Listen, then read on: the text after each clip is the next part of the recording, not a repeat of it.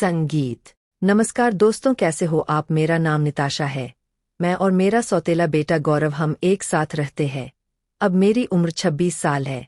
मैं विवाहित जवान स्त्री हूँ। मेरा रंग बिल्कुल साफ है। यह मैं कहना तो नहीं चाहती, लेकिन आप अभी कहानी में सब कुछ सच बताना पड़ता है। मेरा वजन बिल्कुल 18 साल की लड़की की तरह है। मेरी शादी को 8 साल हो गए हैं, लेकिन मेरा अभी तक कोई संतान नहीं है।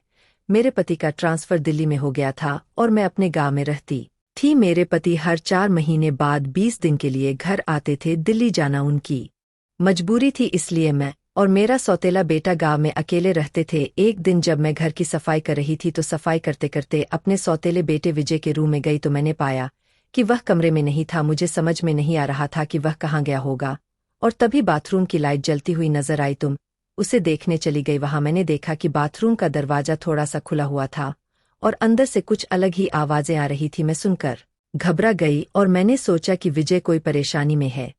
मैं डर गई और जल्दी से बाथरूम का दरवाजा खोलकर अंदर देखने लगी। अंदर का नजारा देखा तो मेरे होश उड़ गए। विजय अपने उसकी बड़े आराम से मालिश कर रहा था और जोर जोर से चिल्ला रहा था। उसे देखकर ने एक लंबी सांस ली, जिसे सुनकर विजय ने पलट कर देखा और मुझे देखते ही गुस्से से बोला, तुम यहाँ पर क्या कर रही हो। उसके गुस्से से भरी आवाज सुनकर मैं डर गई और बिना कुछ बोले वहां से भाग आई। इस घटना के 3 घंटे बाद दोपहर का खाना बनाने के समय विजय तंग कर रहा था तो मुझे मजबूर होकर विजय के पास जाना पड़ा। तब विजय बिल्कुल सामान्य तरीके से पेश आया। मेरी जान में जान आई और मैं उसके सामने आने जाने लगी और सामान्य तरीके से बात करने लगी। लेकिन अगले दिन भी उसी नज़ारे के बारे में सोच रही थी। दूसरे दिन रात को सोते समय बहुत उदास थी। जब मेरा मन नहीं लगा तो मैं विजय के रूम में गई। उसने मुझे तेल लाने को कहा। मैंने उसे पूछा कि तुमने तेल क्या करना है।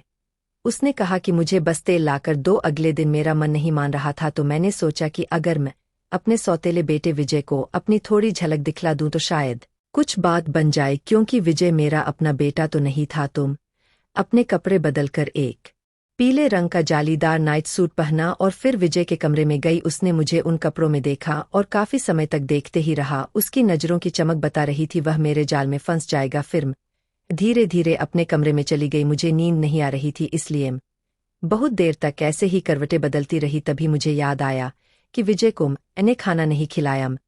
उठी और विजय के कमरे में गई तो वह सो गया था। मैंने उसे उठाया और बोली, विजय चल खाना खा ले, उसके बाद सोना। उसने मना कर दिया क्योंकि विजय बाजार से कुछ खाकर आया था। तो मैंने सोचा कि मैं भी इसी कमरे में सो जाती हूँ। फिर मैं विजय के बेड पर लेट गई। मैं जिंदगी का मजा लेना चाहती थी और मैं अपना अकेलापन दूर करना चाहती थी, अपनी महीनों की भूख मिटाना चाहती थी। एक दिन मुझे लगा कि मेरे पति की गैर हाजिरी में मुझे संतुष्ट करने वाला आदमी मिल चुका है।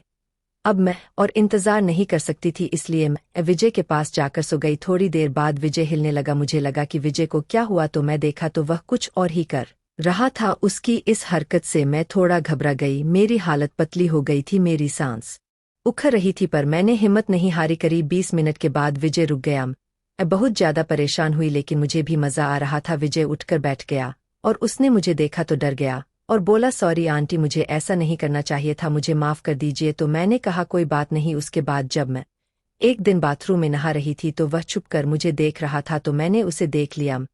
उसे कुछ नहीं बोली। जब मैं नहा कर आ रही थी तो वह अपने हाथों से कुछ कर रहा था। उसने मुझे देख लिया। बोली, विजय यहाँ आओ। वह डरते डरते मेरे पास आया। मैं बोली, यह सब करने की तुझे क्या जरूरत है। उसके बाद बस उसने मुझे अपने घोड़े का सैर कराया और मुझे खूब रुलाया। उसने मेरे अकेलेपन और बेचैनी को दूर कर दिया। विजय ने मुझे महसूस ही नहीं होने दिया कि मेरा पति घर पर नहीं है। अब विजय मेरे साथ एक दोस्त की तरह रहता है और मुझे जिंदगी में काफी मजा आ रहा है। धन्यवाद।